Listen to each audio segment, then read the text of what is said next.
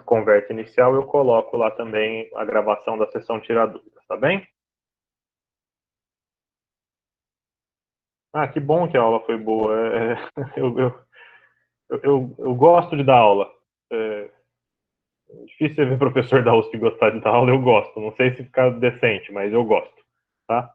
Então vamos lá, ó. Vou começar aqui as dúvidas. Tem algumas que são simplesmente o slide apresentar, é o número do slide, e outras que são dúvidas um pouquinho mais descritas, tá? Então eu vou começar pelas dúvidas que são a pergunta, aí a gente fica com mais facilidade depois, e aí quando a gente tiver, eu parto direto para o slide. A primeira dúvida que eu tenho aqui é uma dúvida que é o que é cinetócoro? Olha, lembra lá da estrutura do cromossomo? Então a gente tem, né, quando ele está condensado, a gente vai ter nas pontas os telômeros, tá certo? Que são aquelas sequências de DNA repetitivo em tandem, que é aquela proteção para quando você tem um processo de divisão celular e isso não prevenir, né? Lembrem, não sei se vocês viram exatamente essa parte em duplicação celular na parte de biologia celular, na disciplina de biologia celular, mas toda vez que a gente faz um processo de duplicação, tem sempre um pedacinho do cromossomo que não consegue ser replicado, tá certo? Então, essa pontinha do cromossomo ali, ela se perde a cada divisão. Então, o que acontece? Cada telômero é um monte de sequências de acho que 6 ou 7 pares de base, que são repetidas milhões de vezes ali, vai perdendo antes de chegar nos genes, tá certo? Você vai ter aquela constrição no meio dos cromossomos, que é chamada de centrômero, tá?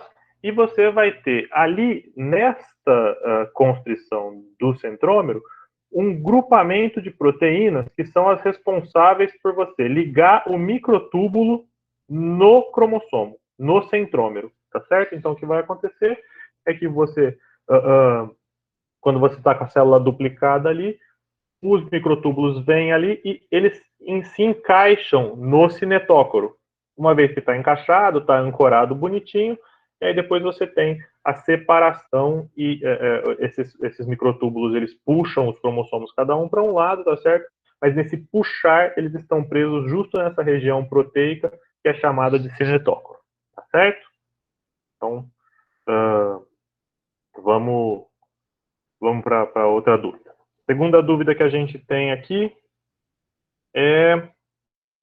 são duas relacionadas com crossing over, tá certo? Uma delas está perguntando se o complexo sinaptonêmico é um pequeno fragmento, é só num pequeno fragmento ou se ele acontece no cromossomo inteiro, e a outra está perguntando se o crossing over, o que determina se o crossing over vai ser duplo, triplo, quádruplo ou tudo mais, tá certo? Bom,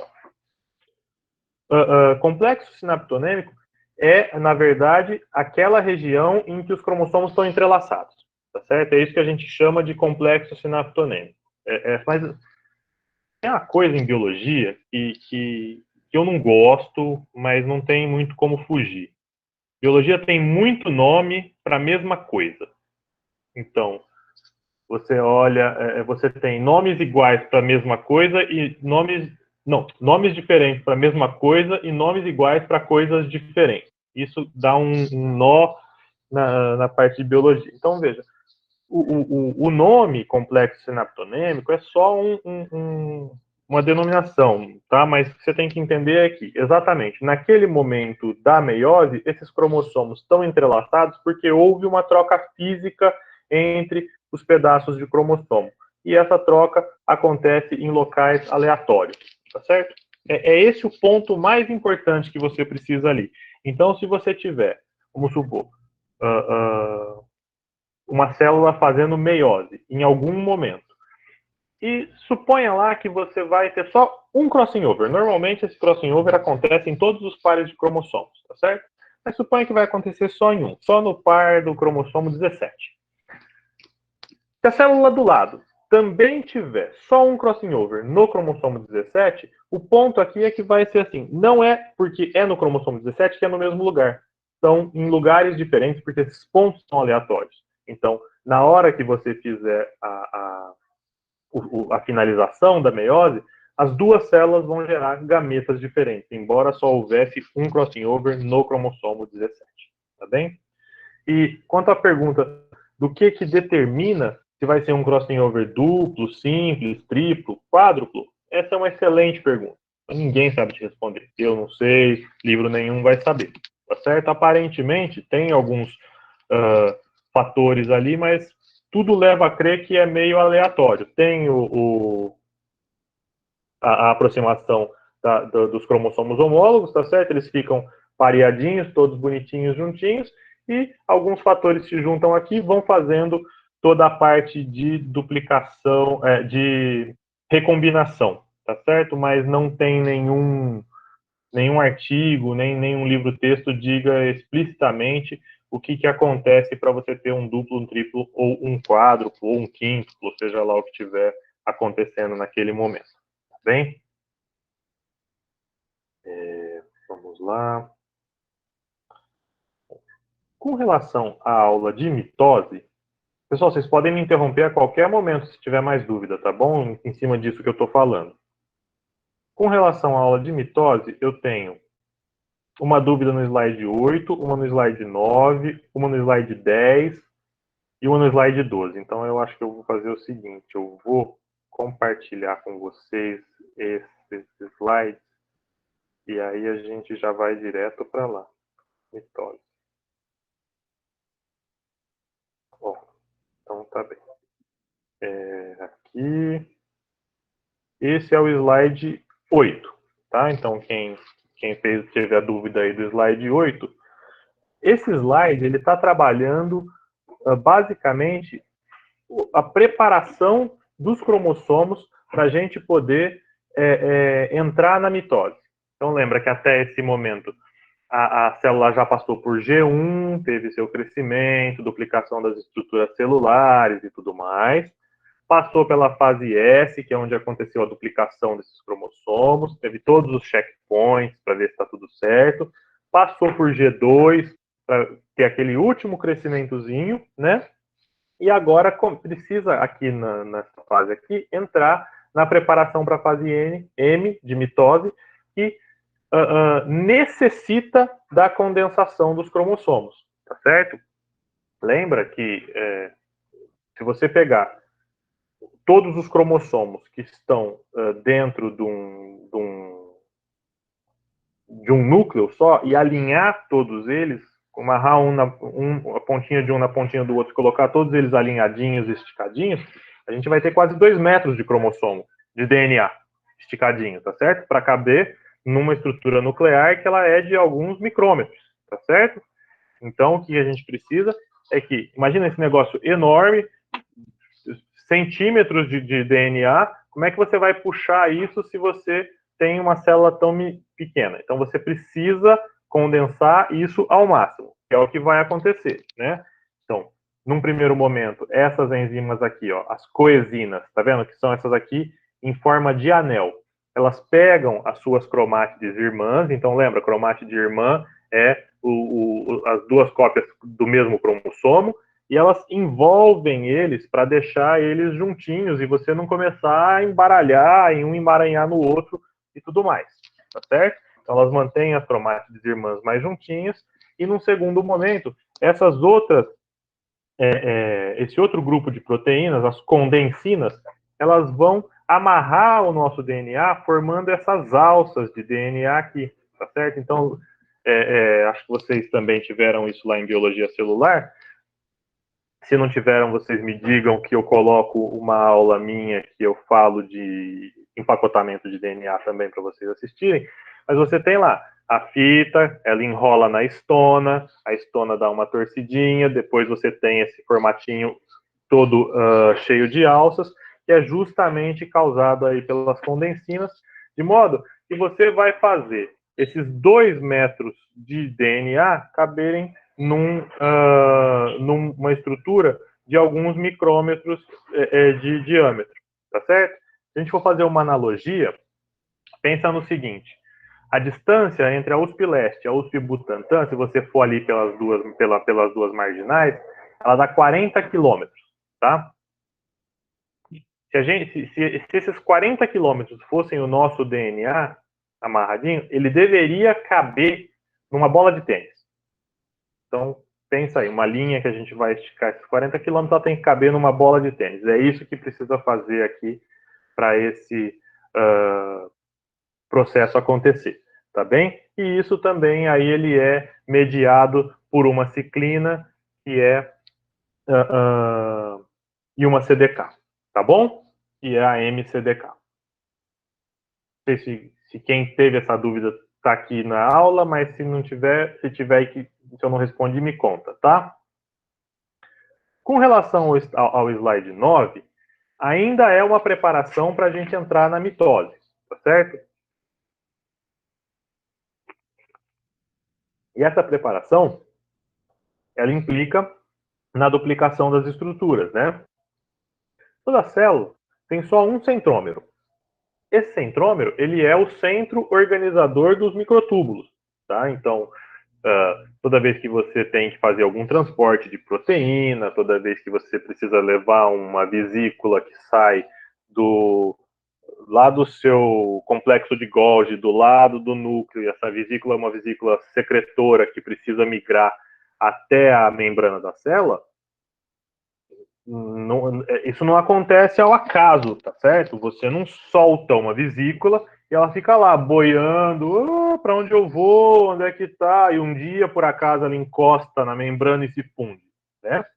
Você tem um microtúbulo que ele é construído para sair dali, daquela região até a membrana plasmática, e uma proteína carregadora chamada cinesina, tá certo? Literalmente gruda na vesícula, e ela tem duas estruturas embaixo que parecem dois pezinhos, e ela anda por esses microtúbulos, levando essa vesícula para fora, tá certo? Então, o que você precisa acontecer aqui é que até o final de G2, essa fase, essa estrutura que é o nosso centrossomo, nosso centríolo aqui, ele precisa estar completamente duplicado, porque quando a gente entrar aí na parte da mitose, cada centrossomo migra para um lado, porque depois cada célula vai ter um, tá certo? O outro era no slide... Deixa eu ver de novo, já me perdi, gente, peraí. É muito slide. 8, 9, e aí... 10, acho que é no 10, vamos lá.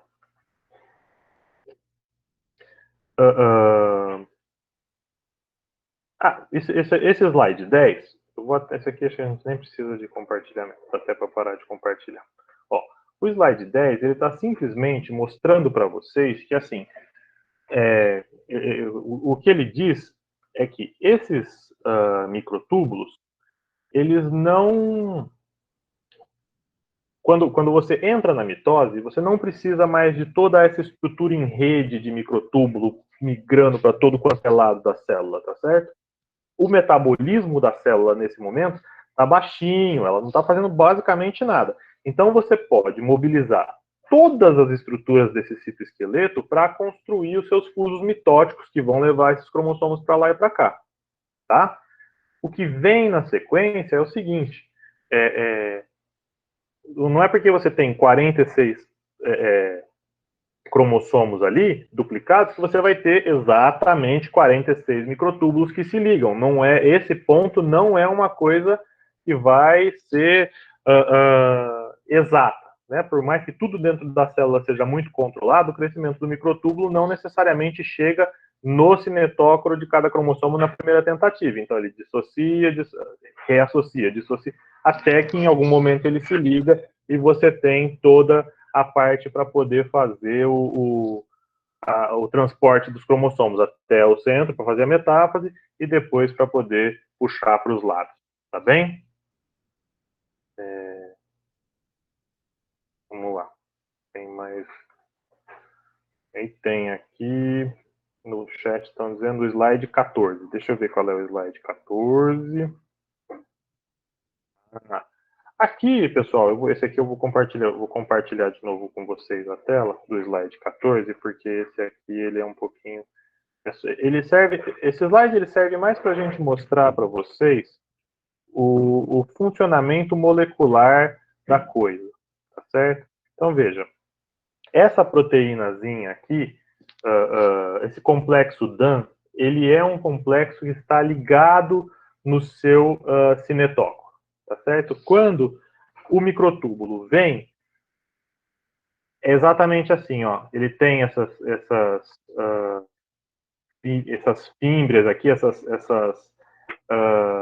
estruturas filamentosas aqui, e na ponta delas você tem essa estrutura proteica. Quando o seu microtúbulo chega aqui, o que vai acontecer? Ela fecha, é como se ela fechasse um anel, e o seu microtúbulo que entrou, ele dá uma expandidinha. Puf! Quando ele puxar, ele não passa mais pelo anel. E aí o que vai acontecer é que você pode romper, deixa eu botar esse aqui, peraí, esse. Você vai romper as proteínas que estão aqui no meio e aí você pode puxar as cromátides irmãs, uma para cada lado, tá certo? É só esse slide ele é só para vocês terem mesmo em mente que o mecanismo molecular ele é muito intrincado, ele não é uma coisa aleatória. Ah, encostou, agora grudou. Não, tem um mecanismo por trás, tá certo? Vamos de novo. Tudo bem, pessoal, até agora? Só eu que estou falando. Se vocês quiserem falar, vocês podem falar, tá?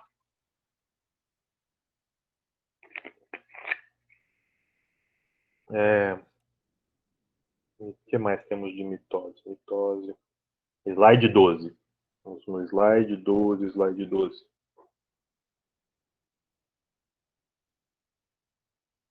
Ah, tá bom.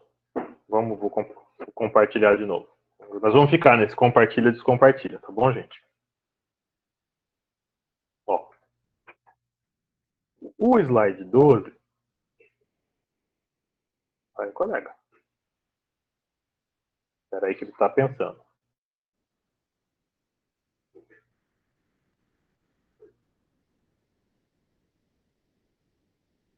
Ih, acho que deu pau no meu Google.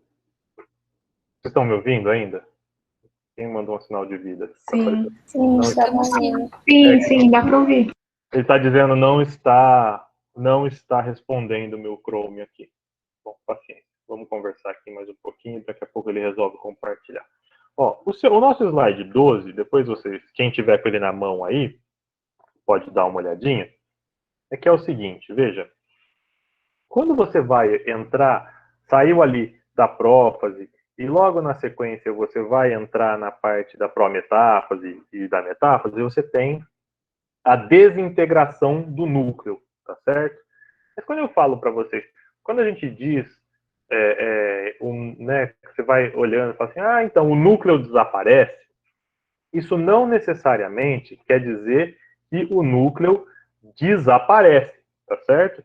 Ele vai, tem a ação aqui de uma ciclina ligada a um CDK, né, a ciclina 11 ligada, M ligada ao CDK, né? E o que vai acontecer aqui é que quando essa ciclina chega perto ali da região do núcleo, ela fosforila determinadas posições, e essa fosforilação dos fosfolipídios que estão ali faz com que eles virem pequenas vesículas e elas vão perder essa estrutura complexa, tá certo?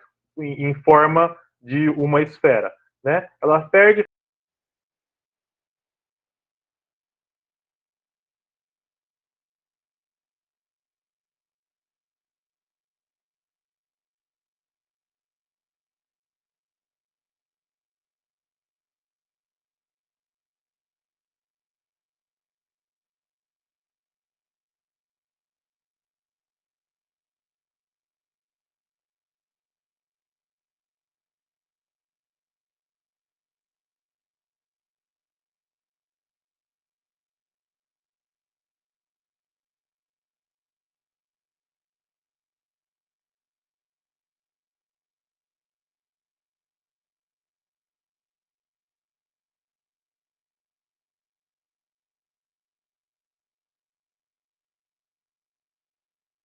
Pronto, voltei. Ficou branco, ficou preto, sumiu. De repente eu não me via, não via vocês. Mas tá tudo certo. Estamos de volta, tá? É isso aí. Vocês vão ver o Coisas do EAD é que daqui 5 minutos eu vou migrar pro quarto da minha filha e vocês vão escutar um assim no fundo, ó. Que é o aspirador passando pela casa. Aí vocês vão ver que é beleza. Vamos lá. Ficou claro o negócio do núcleo, pessoal? Deu para compreender? É mais para... Eu coloco esses detalhes, principalmente nessas aulas assim, porque quando a gente fala de biologia celular, todo mundo acha que os negócios meio que acontecem por mágica, ou vira e mexe você escuta, ah, a vesícula migra entre as lamelas do complexo de Golgi. Ela migra como? Ela sai flutuando, um dia ela encontra, tá certo? Não, tudo é muito acertadinho. Então, por isso que eu coloco esses detalhes para vocês observarem, tá bom? E aí tem uma outra, aqui, as duas são sobre a mesma coisa, que é o slide 17. Vou tentar compartilhar de novo, vamos ver se não vai dar pau. Aí, agora foi. Ó, e é sobre o slide 17. Esse aqui, ó. Esse slide aqui, na verdade, ele é só para mostrar que a gente tem mais de um tipo de anáfase que acontece, tá certo?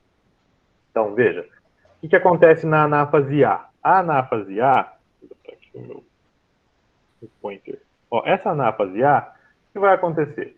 Quando você tiver o processo de separação dessas anáfases, lembra que eu mostrei, que a gente falou agora, que a proteína DAN engloba a ponta do microtúbulo e aí ele puxa? É isso que vai acontecer.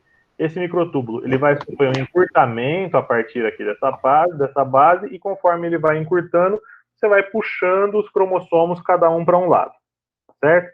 Essa é a maneira mais comum, é a que mais acontece na natureza, tá bom?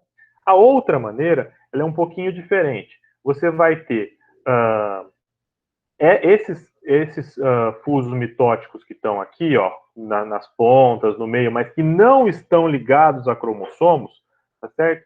Você vai ter algumas proteínas que deslizam aqui, carregam os dois. Então, o que elas vão fazer? Você tem essa parte toda sobreposta. Uma proteína desse carregamento liga entre as duas e ela empurra essa daqui para lá. E outra empurra essa daqui. E esse microtúbulo ele vai crescendo. Então, conforme você vai empurrando, você empurra o complexo inteiro para o lado. Mas esses fusos mitóticos aqui, ó, que estão ligados no cromossomo, esses permanecem do mesmo lugar. E aí você vai fazer o quê? Você empurra o complexo inteirinho e aí você faz a anáfase do mesmo jeito, tá certo? Esse aqui, o A, é o tipo mais comum que a gente tem. Em alguns organismos a gente vê isso aqui. A outra pergunta que tinha desse slide é quando acontece o A, quando acontece o B. Isso aí é uma coisa que já é determinada geneticamente, tá certo? Seres humanos, é tudo aqui o tipo A. Alguns organismos têm o tipo B, mas no nosso caso, todas as anáfases vão ser desse jeitinho aqui, tá bom? Então, vamos lá.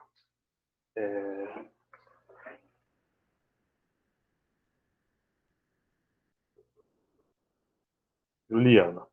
Esse direcionamento dos microtúbulos para uma determinada região é estimulado como? Como ele sabe que tem que ir para aquela direção. Ó, quando você tem a duplicação deles, o tempo todo, quando eles estão, acabou de ser duplicado, eles estão juntinhos, tá certo? Até você entrar em mitose, ficam os dois centrossomos juntinhos.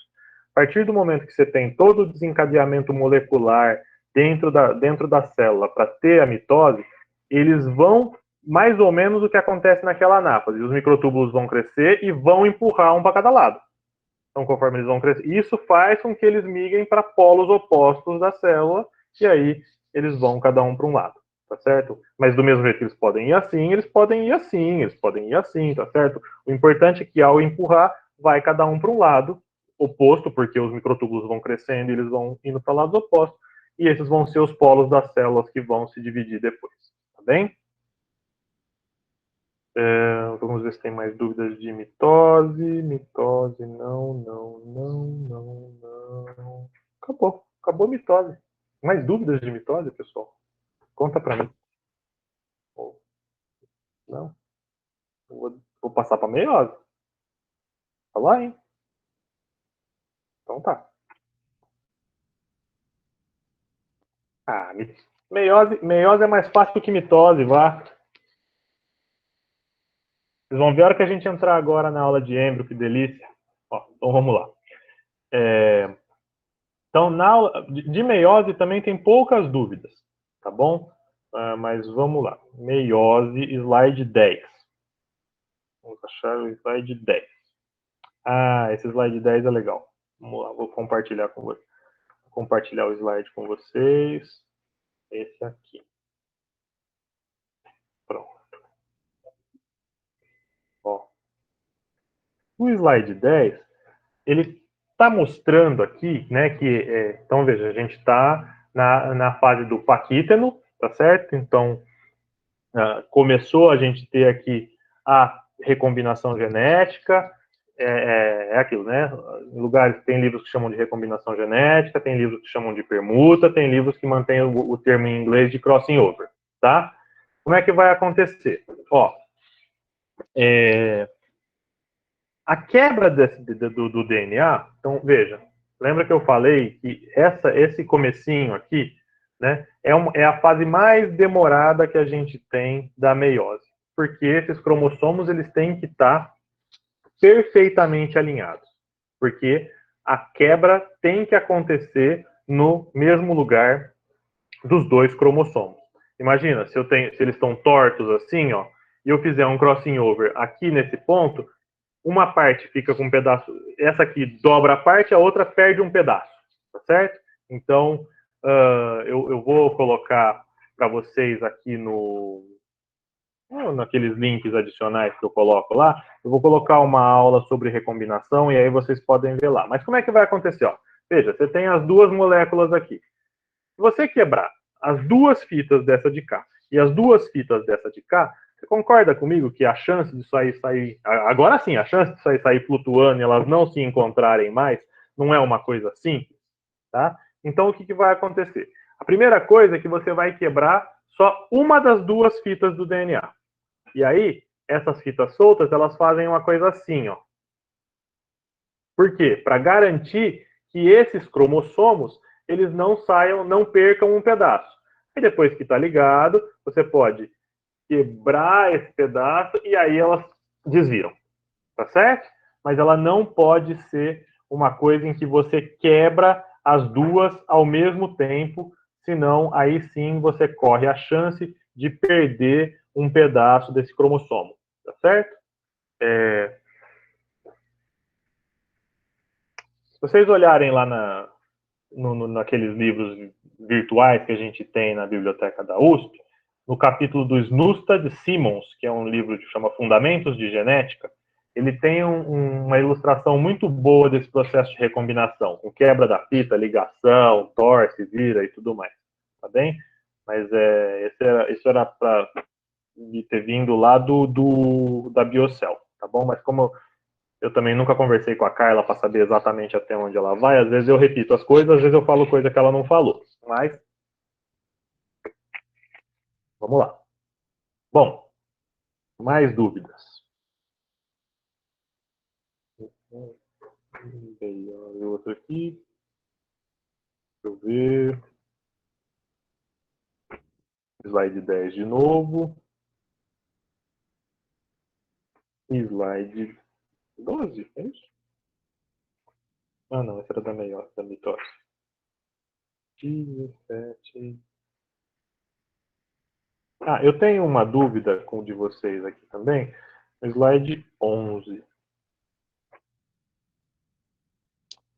Vamos lá. A dúvida do slide 11 é a continuação daquele pedacinho, vamos compartilhar de novo a tela, é a continuação do slide anterior, tá certo? Então, a gente teve aqui, né, no slide 10, a formação em si, né, da troca física dos cromossomos, mas veja, nesse momento, como os cromossomos eles estão muito próximos, a gente não consegue visualizar essa troca, embora molecularmente ela já tenha acontecido, tá certo? Então, o que vai acontecer? A gente só vai observar a fase, a evidência física da troca no momento seguinte, que é já na fase do diplóteno. E por quê? Porque esses cromossomos vão começar a se afastar, só que a parte que ficou trocada, ela ainda está um pedaço para lá, outro para cá, tá certo? Ela está literalmente assim, ó. É isso aqui. E aí o que você vai enxergar quando você olha ao microscópio óptico? Essa cruz no cromossomo, tá? E essa cruz a gente chama de quiasma. É isso. É simples assim, tá bom? Não tem segredo com relação a esse ponto. O quiasma, ele é, na verdade, só a evidência física, a evidência que você enxerga de que essa troca efetivamente aconteceu, tá bom? Se você olhar, então, depois você vê. É uma pena que a gente não está presencial, que essa aula é uma aula muito legal da gente fazer no laboratório, porque dava para a gente fazer observação de testículo de gafanhoto. E lá tem as células em meiose e você consegue ver os quiasmas. Vamos fazer o seguinte: ano que vem, vamos estar todo mundo vacinado e todo mundo vai ter aula presencial na EASH. Como vocês me disseram que vocês têm boa memória, que vocês se lembram, vocês me cobrem ano que vem que a gente faz uma aula prática de visualização de meiose, tá bom? Compromisso. Vamos lá. Mais dúvidas de meiose? Esse já foi, esse já foi, esse já foi, esse não é. Ah, muito bem, gente. Acabaram as dúvidas. Acabou? Tem mais dúvida? Como é que tá? Porque se vocês não tiverem mais dúvida, aí a gente pode fazer. Se vocês quiserem, a gente pode. Eu paro a gravação dessa daqui para ficar uma aulinha de tirar dúvidas, e aí a gente já segue na sequência fazendo a aula de fecundação, migração e inidação já. Pode dar um intervalo. E aí, quem quiser ir tomar uma água, não quiser voltar mais, quiser ver a aula no YouTube, tá à vontade. O que vocês querem fazer? Podemos fazer isso? Vamos fazer o seguinte, então, ó. É verdade, mitose e meiose cai no vestibular. Mas é que do vestibular é aquilo, né? É a mágica. Ah, ele ligou aqui, caiu para lá, o núcleo sumiu, né? Aí agora a gente precisa dar aquela apertadinha na porca, né? Bom, vamos fazer o seguinte, ó. Eu vou parar essa gravação para gente deixar. E aí eu vou colocar lá o link da sessão Tira Dúvidas para quem quiser assistir depois. E aí, eu já entro com a aula de gametogênese, fertilização e nidação. E quem quiser assistir já agora aqui no Síncrono, assiste. Quem não quiser, assiste no YouTube depois. Pode ser? Então vamos lá. Deixa eu parar essa gravação para ele fazer duas.